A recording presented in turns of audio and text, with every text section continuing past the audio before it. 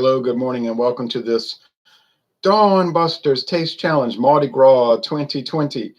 It's Mardi Gras, the last day of Carnival.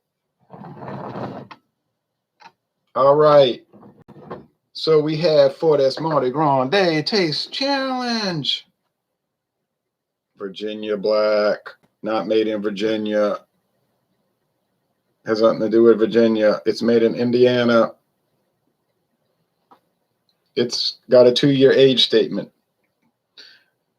If you look at their website, I have a link below. It says, a personally selected collection of 2, 3, and 4-year-old bourbons finished with a decal. I'm saying finished with flavoring. That's my feeling, that they add something to it. It's not called bourbon, it's just called whiskey. If you call it bourbon, you can't add flavoring. But if you just say American whiskey, all bets are off. You can add coloring, you can add flavoring. Virginia Black American whiskey, see? And look what it says on the back. Bottled by Virginia Black, Lawrenceburg, Indiana. It's bottled in Indiana. Now, could it be a 4-year age bourbon from Kentucky? Like a 3-year age bourbon from Indiana, a 2-year age bourbon from Kentucky that they blend together in Lawrenceburg and bottle? Sure, it could be that. Okay, but that's the appellation, American. That means it's just the whiskey is from somewhere in America. And it gives you a wide range. Now, if it says Kentucky, then it's got to be from Kentucky. Here we got Beam Repeal Batch, non-chill filter, Kentucky straight bourbon whiskey. What is you? There you go. There we go. And I have the website there. A tribute to Jim Beam's first batch of bourbon at his new distillery. Jim Beam Repeal Batch is non-chill filter for a taste that harkens back to the big, robust flavor of post-Prohibition whiskey. Y'all remember back right after Prohibition when we were all drinking whiskey? No, nobody else does either. Good morning, Ron. Looking forward to seeing your preferences. Create Tonks. Thank you. I am too, but I know one thing. I know two things, actually. First thing, I'm going to tell them apart without any challenge. So this is a taste challenge in name only. Okay? Not going to get them confused. Virginia Black is unique. It does not taste like other things. My friend David insisted it had flavoring added. Like maybe some kind of sugar or something. I was like, you're crazy. You're crazy. But the more I drank it, I started thinking, oh, maybe they're like the Triple Crown. They've got oak extract added or something. It doesn't say what flavors added. It doesn't say flavors added. But you know what? You don't have to disclose that. That's not a requirement. You can disclose it if you want, or you can not disclose it if you don't want to. Now, this bottle would be about $38. I'm talking about a full-size bottle. This is a half-fifth. This is $3.75. For a $7.50, it's about $38. But I got a deal at you-know-where, Savannah discount on Louisiana Highway 45 in Marrero, Louisiana, on the northbound side of the highway. You like cheap stuff? I don't mean the stuff is cheap. You like cheap prices? I was at Albertsons just Sunday afternoon. They had the Chivas Regal Mitsunara. The Chivas Regal aged in a Japanese oak. You say that's a gimmick. I know. I like gimmicks though. But this is a gimmick. It's made for Drake. That thing was $48.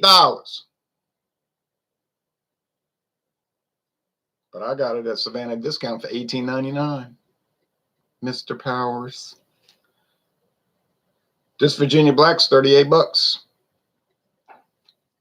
I got a $7.50 because they were selling them in $3.75s. You understand?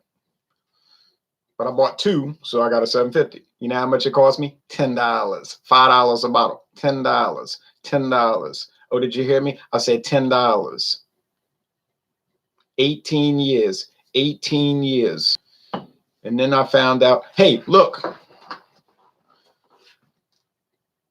$38. You could buy it for $38, or you could stumble upon Savannah Discount one day and they got a whole tray of it for $10. Now, when I went back in a month, was it still there?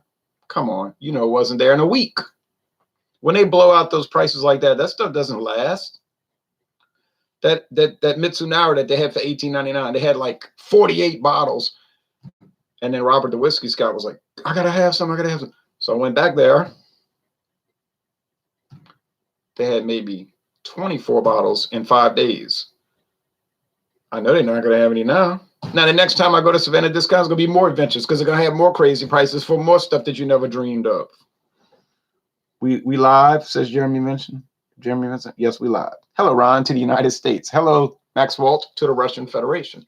Okay, now I got people watching from Russia. I got people watching from Israel. I got people watching from Arkansas. I got people watching from my own town.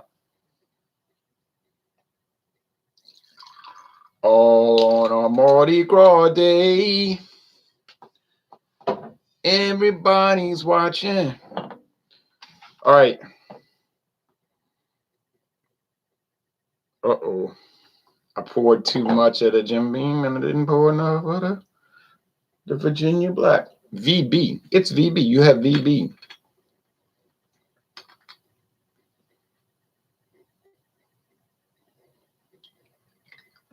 Not to worry, not to worry. I've got another bottle. I've got another bottle. I got another bottle. I got another bottle.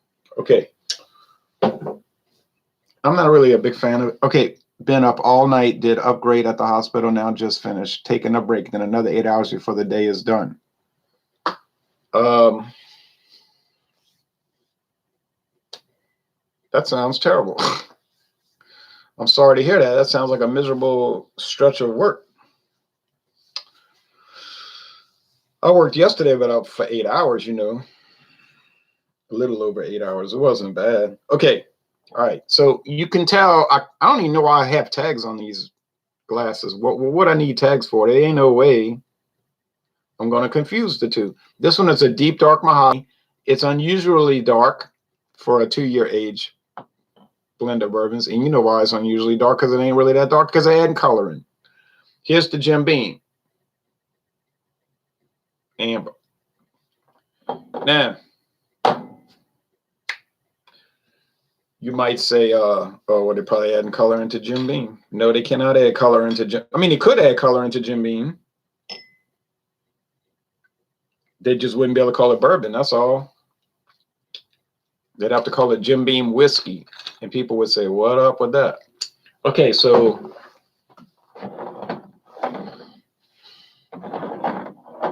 I mean, you could make bourbon in Canada. You just can't call it bourbon. You have to call it Canadian whiskey. Could be the same exact thing. Bourbon is a legal term. Is it a sign of quality? Generally, but not necessarily. They got bourbon coming from Missouri, Louisiana, Kentucky, Tennessee, Virginia, Indiana. A lot of them from Indiana. Could be in Canada. Like I said, could be in Canada, but you can't call it bourbon. You got to call it Canadian whiskey. They might make the exact same thing. All right, enough of that rant. Taste challenge? Yeah, a challenge in name only. Okay, because I'm not going to get these confused. Now, which one am I going to prefer? I think I will prefer the Jim Beam Repeal Batch. I believe they did a really good job with it. Is it world class? Well, no. I probably never had a world class whiskey or brandy or rum in my life, but I know this much: it went toe to toe with the Blantons, and I didn't have the easiest time telling them apart. And the Jim Beam is $13 a bottle, about $13 a bottle, and the Blantons is about $60 a bottle, and that's if you're lucky. If you want to run out and pay $60 a bottle instead of 13, that's fine with me, especially since it's not my money. But I couldn't see I mean, I guess it was better, but $60 better than 13? No way. And I saw some over there yesterday, Blanton's at a store. Man, they had 3 or 4 cases in a chair. Why in a chair? Why not on the shelf? You know, they're not putting that on the shelf. The people already got it marked earmarked for them. They're going to wait for them to come pick it up, and they're going to come pick it up. And he's not worried about it because they're going to show up. Those people buy the Blantons every time. Now, could you get on the list? Yeah, you could get on the list. He just order more, you know. Okay. Would you have to get on the list for Virginia Black? Ha. I see that same box on the shelf, you know, that it comes in a box, and I don't see anybody buying it. Repeal batch. The problem with that is they may not make it much longer. Like it's a limited edition, so you might go to the store and it's gone, and it's never going to come back because they made a certain amount. Going to be gone. You can see it on the website, but then that's going to probably disappear. Okay.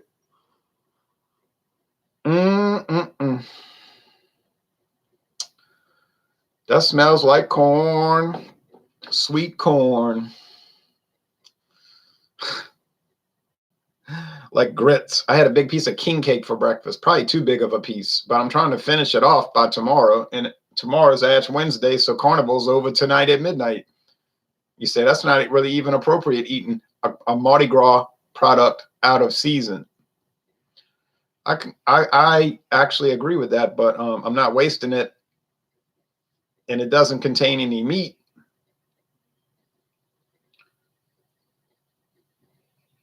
Maybe. Oh, you know what I'm going to do? I'm going to eat it Thursday. Haha. Say Thursday. Yeah, it'll start getting a little stale, but it's all right. Tomorrow morning I'm gonna have that crab meat and artichoke dip on some crackers for breakfast. Be like not a full meal, I don't suppose. Well, it'd be a full meal for me because I don't eat big meals. And then for lunch, I might get that Church's shrimp, the garlic butter shrimp.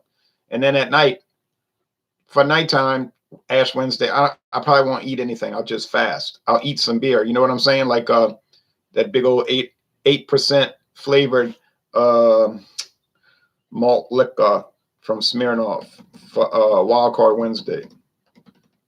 No meat on Ash Wednesday and fasting. You're not supposed to eat a lot. That's a discipline. Probably won't go to mass. My father was like, "You got to go to mass." I said, "It's not a holy day of obligation." And he was saying, "I can't believe you're not going to go to mass and get your ashes." I said, "Well, how am I going to church if I'm at work?" And I could go at night, but I'll be falling asleep at night. I know it. If I go to mass at 7 o'clock, I'll be falling asleep. All right. You say, "Oh, wow, I didn't really get on this video to listen to you talk about some Lenten procedures." I understand that. This smells a little more caramel-like. That's making me think it's the Virginia Black.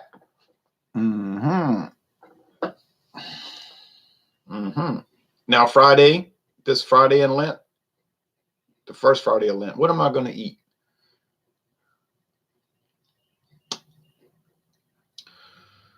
Well, not meat, but I think I might go run by Popeyes and try their shrimp meal, but they went up to $6. Come on, Popeyes, what's wrong with y'all? Y'all got bought out, so you got to raise your prices. Okay.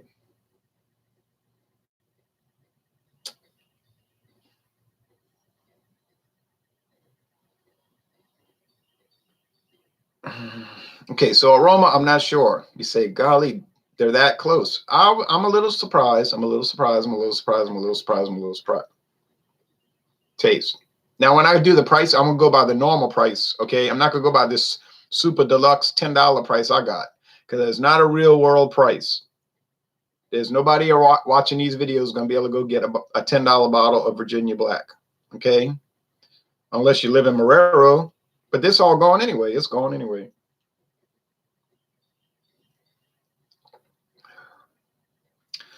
Ha, ha, ha.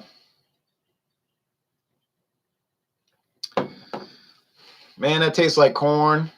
like grits, but there's a lot of wood taste in it. Ooh, it burns in my chest. Yow, a lot of wood.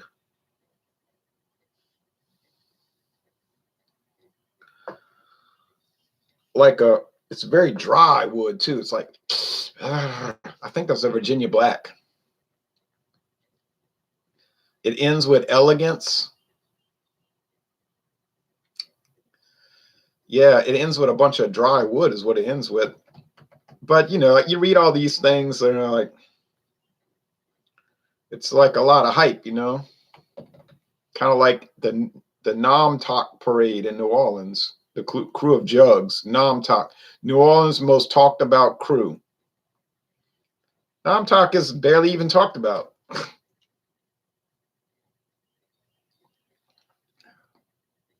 Okay, never mind. Never mind. This is the Virginia Black. A lot of wood. And then they had this Aunt Jemima type syrup flavor. I'm gonna go put this on some waffles. No, I don't have any waffles. Okay, no need to close my eyes anymore. You ever say to yourself, I wish I had a bourbon that tasted like Aunt Jemima? You're probably saying, no.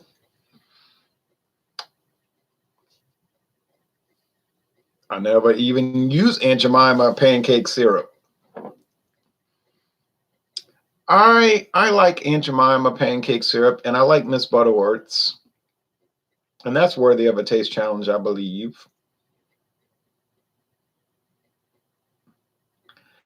Funny how that changed over the years, the Aunt Jemima image. Now she's like a suave, sophisticated career woman. Hi there, I'm Aunt Jemima. Would you like to try my fabulous syrup?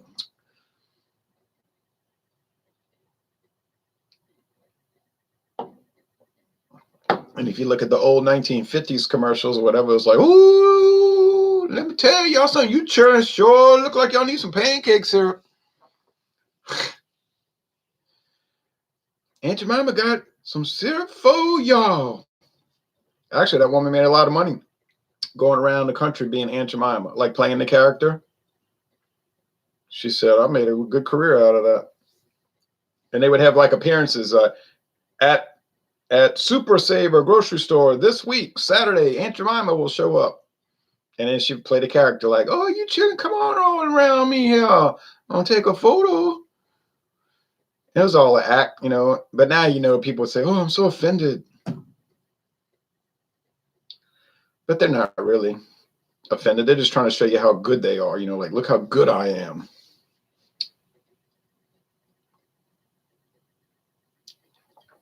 It's like that lady that played in the movie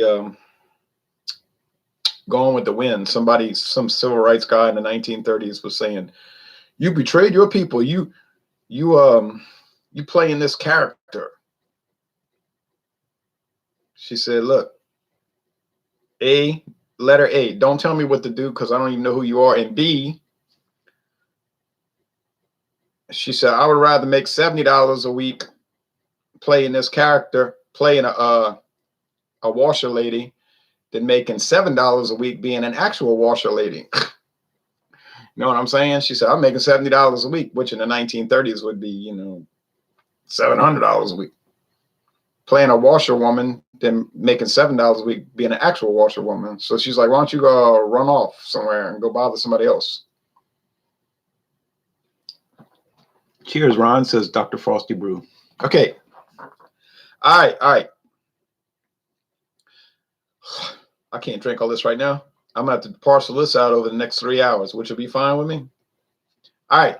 So the Jim Beam finishes with a lot of wood. I thought this was the Virginia Black at first because that wood, it was like, oh, man, I'm drinking a wood barrel. No joke. A lot of char, but, man, even more wood. It's like, wow, it takes your breath away. You take my breath away. Jacob Downey says, thumbs up. Yes. Thank you, Jacob Downey. All right. So, whoa, Nelly. Oh, I'll tell you what, this old Jim Beam sure does have a lot of wood flavor. Come on down here to Kentucky and get some wood flavor. right, anyway, wow. La, la, la, la, la, la, la. It's like chewing on wood and eating grits and getting 86 proof and getting lit. All right, now the Virginia Black. Well,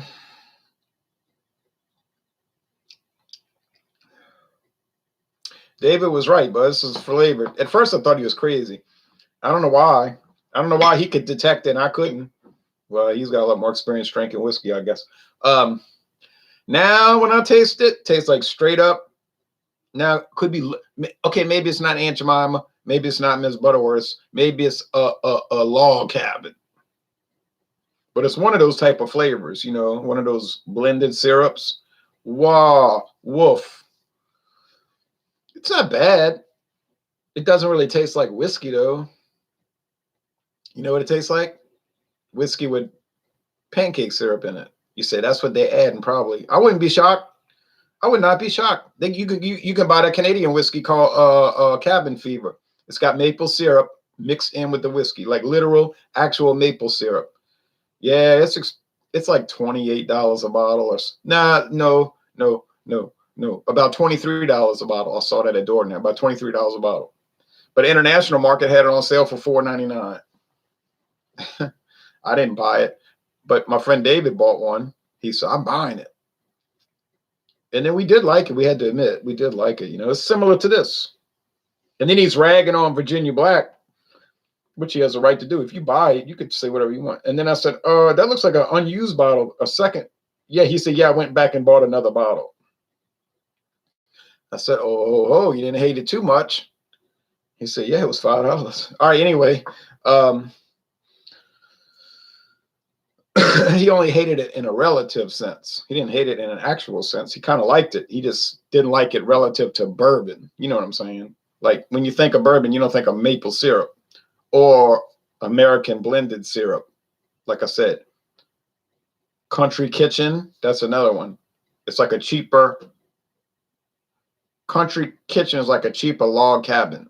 It's part of the log cabin family, actually. True story.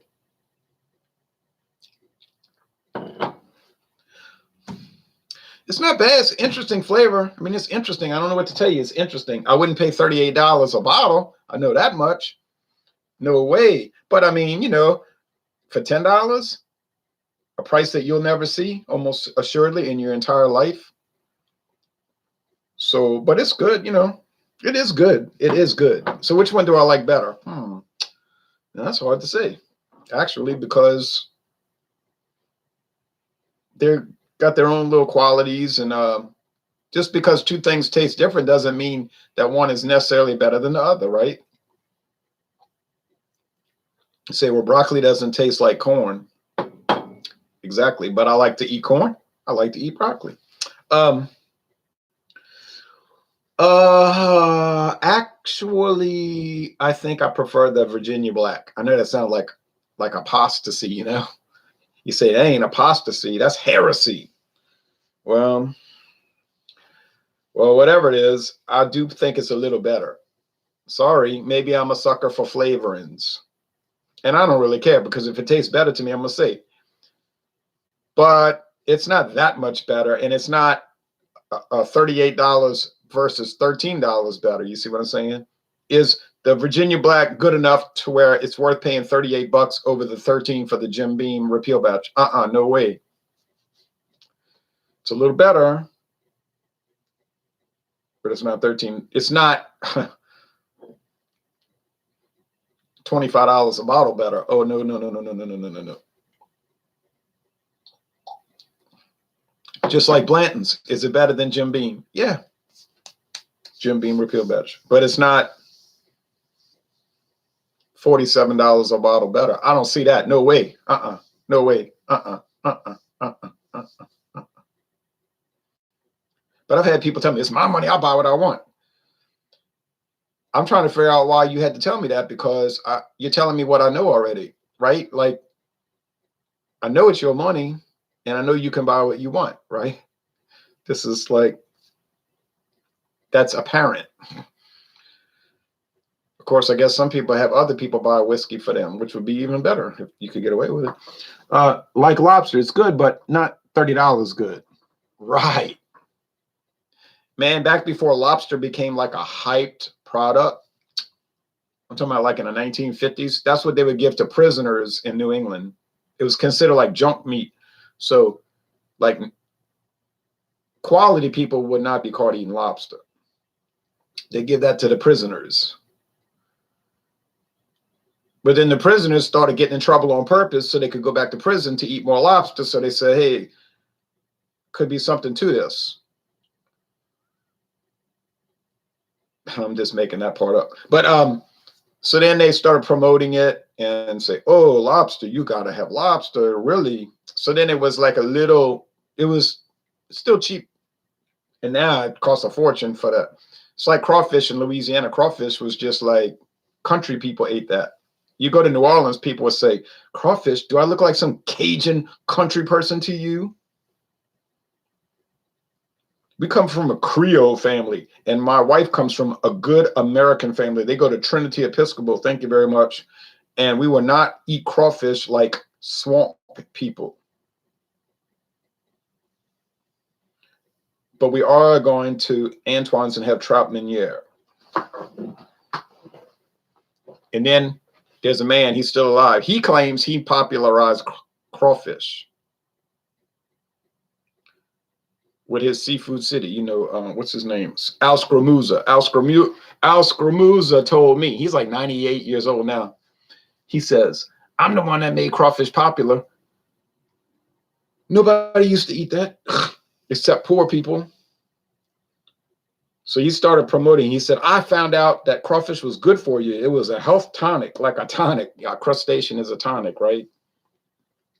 And that's when he started putting all these commercials on TV. I'm sick. What's wrong? Give him some crawfish. And the guy's like, I feel good. I feel good. He's like, you got to come to Seafood City and get some crawfish. So now it's like everybody got to go eat crawfish. And you know what happened to the price? Thank you. The price went through the roof. He says, laughing out loud, like ribs, right? Right. Poor people ate ribs. Right. Now people go to TJ Ribs. They want to eat ribs. See me, I don't even really like crawfish, to tell you the truth. I like crawfish bisque. Yes. But crawfish, to me, they got like a strong iodine flavor. It's like, ugh. But my sister and my father and all them, they just go. Well, my sister like crazy, like for crawfish. I don't ever really even eat them. People say we having a crawfish ball, but you gotta peel them. It's like a lobster. A crawfish is the same as a lobster. It just lives in the freshwater, but it'd be like this big, you know. Now, if you don't molest them and bother them, they'll get big, you know, like a lobster. They'll get big like a lobster, and they find them sometimes in the swamp or out in some bayou that's never been caught, you know, a crawfish, and it's big, like big claws that snap your finger off. They'd be huge, you know, but they rarely ever live that long because they get caught. You know, it's not like the open sea where they're at the saltwater lobster and they can live, you know, and they don't. The chance of getting caught is much higher in the Louisiana and East Texas swamplands. So, but I've seen big, huge crayfish. And they build little castles on the land, like literally like a tower, like air holes. They can crawl on the land too. But so pretty soon around here, I'll see the little castles made of sand, fall away into the sea eventually. All right, now that's it. So Virginia Black wins, which I didn't believe was going to happen. Actually, I thought Virginia Black was going to get whipped. But you never know, you never know, you never know. What's coming up next? 2 days from now. Jim Beam versus, I got the Bellows Kentucky Straight Whiskey, which I got for $5.99 a liter. Crazy price, right? Cheapest I've ever seen. It's not bad. Oh, yeah.